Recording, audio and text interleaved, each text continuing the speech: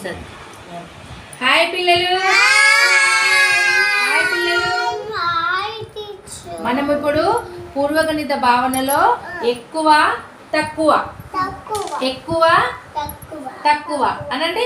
ఎక్కువ తక్కువ ఎక్కువ తక్కువ. ఇక్కడ నేను చింతగింజలు పెట్టిన, 2 కుప్పలు చింతగింజలు పెట్టిన. ఇక్కడ ఎక్కువ, చాలా ఎక్కువ పెట్టిన చింతగింజలు, ఇక్కడ తక్కువ పెట్టిన. ఇప్పుడు చెప్పాలి మీరు, ఇప్పుడు చెప్పాలి ఏ కుప్ప ఎక్కువ ఉంది? ఇది ఎక్కువ ఉందా? ఇదే ఎట్లుంది కుప్ప? తక్కువ అని చెప్పాలి. తక్కువ అనాలి, అనాలి.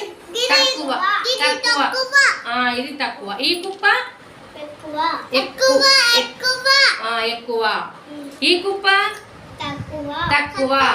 మళ్ళీ నేనేం చేస్తా అనుకుంటానంటే ఇళ్ళకెళ్ళి ఇంక కొంచెం తీసేసి ఇళ్ళకి తీసేస్తా.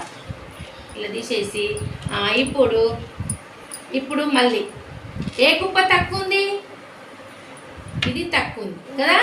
ఇది ఎక్కువ, దానికన్నా కొంచెం ఎక్కువ, తక్కువ, దానికన్నా ఇంక కొంచెం తక్కువ.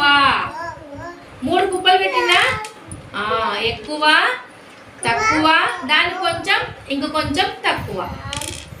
ఓకేనా పిల్లలు? క్లాస్ కొట్టండి ఒకసారి.